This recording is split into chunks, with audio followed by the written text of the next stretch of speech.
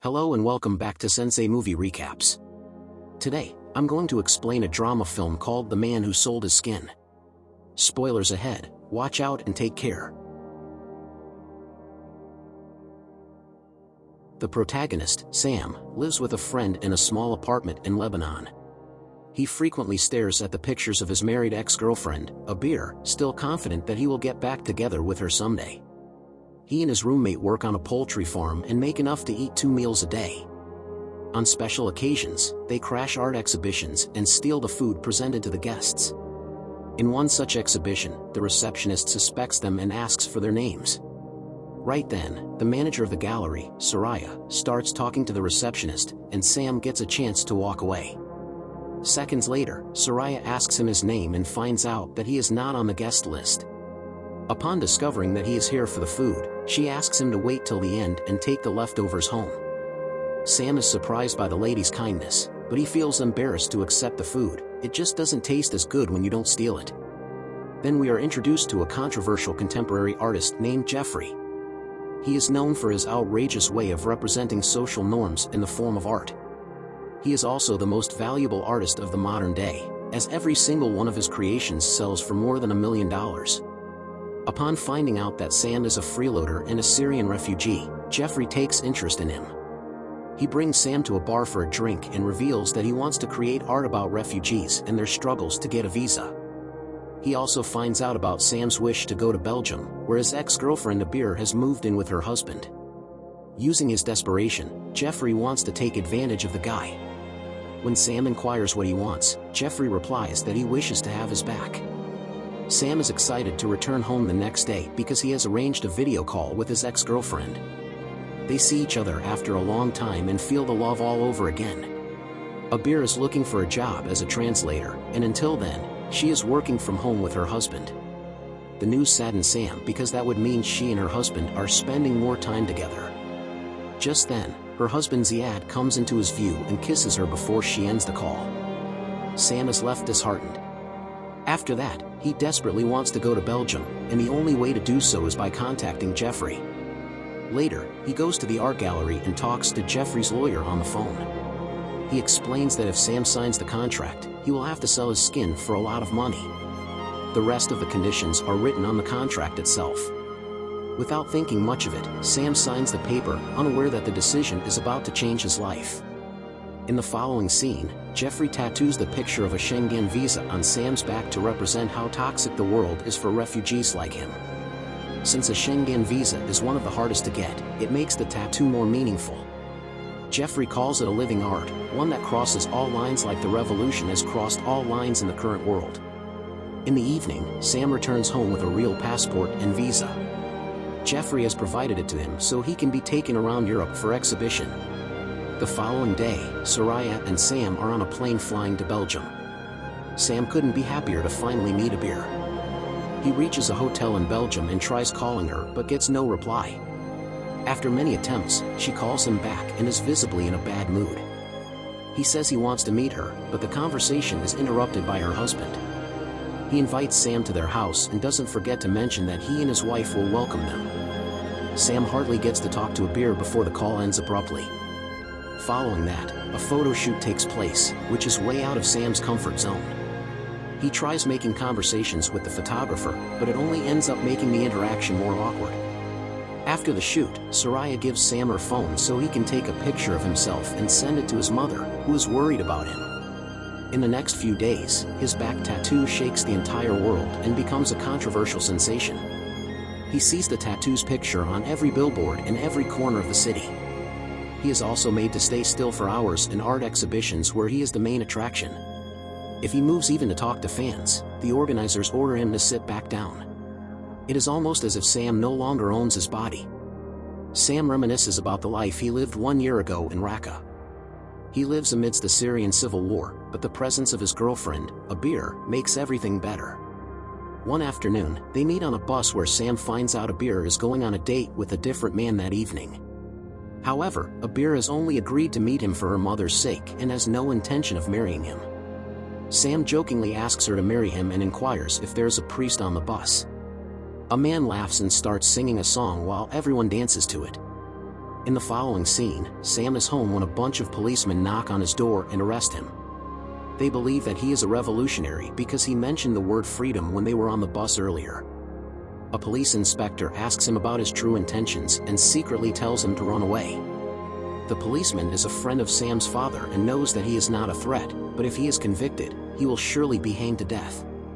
Hence, when no one is around, Sam jumps out of the window and runs to meet Abir.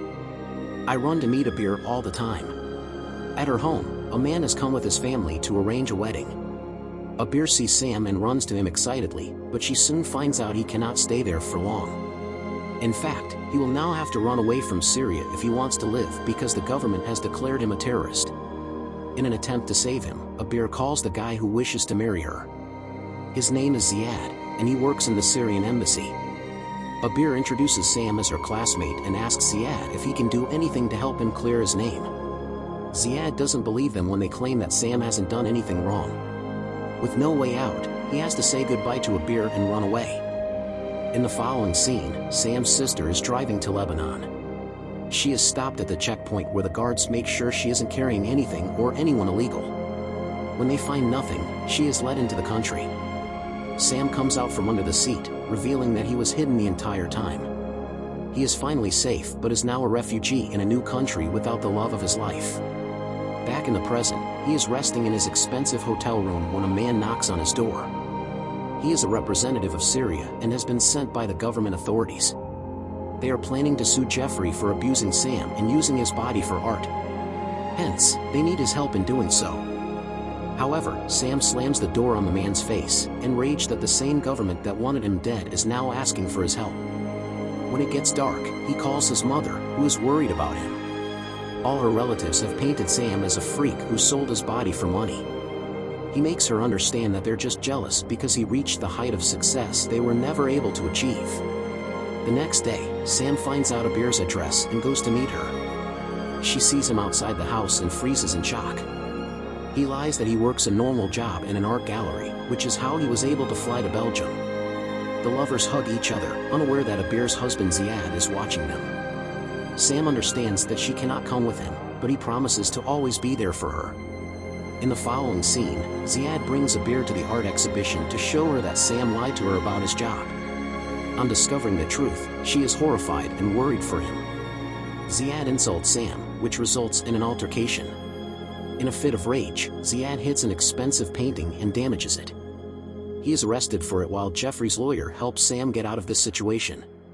At night, Abir visits Sam's hotel room and talks to him about the incident of the day. She gets a call from Ziad, and we find out he forcefully sent her so she can persuade Sam to not sue him. When Sam finds out, he says that making legal decisions is not up to him, but the next day he declares that if they do not let Ziad go, he will join hands with the Syrian government and help them sue Jeffrey for violating his human rights. As a result, they reluctantly have to let Ziad go. Sam no longer wants to be an asset to Jeffrey. He tries running away by saying that his mother is ill, but Soraya knows he is just bluffing. He is again taken to the exhibitions and placed in front of everyone as an object. Jeffrey notices that Sam has grown a pimple on his back and freaks out. He compares it to his art being mishandled and brings Sam to the hospital to get it treated. At night, Abir calls Sam and asks him how he's doing. Sam, on the other hand, knows that he is only hurting her by tagging her love along with him.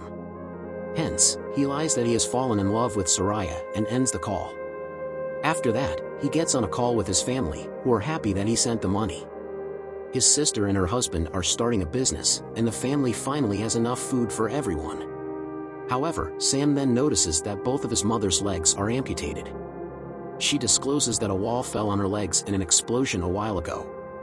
Sam starts sobbing when he registers how selfish he has been. He called his mother often but only to talk about his life. He regrets never asking her about herself and wants to return home at this point. The following day, Sam finds out that a wealthy broker has bought him at a whopping 10 million euros. When a reporter asks them how they were able to sell art that is attached to a human, Soraya comes forward to answer.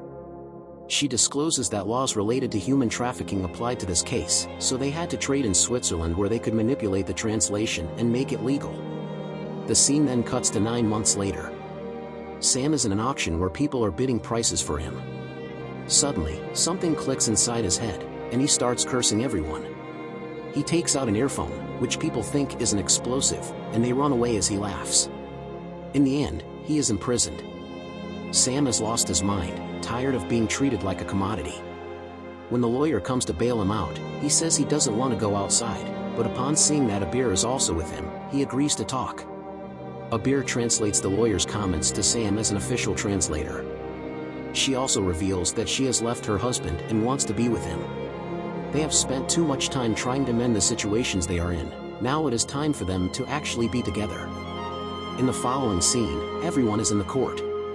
The lawyer is appealing for bail, even though Sam is against it, but then the judge shocks everyone by revealing that Sam's visa has expired, so he has to be transported back to Syria.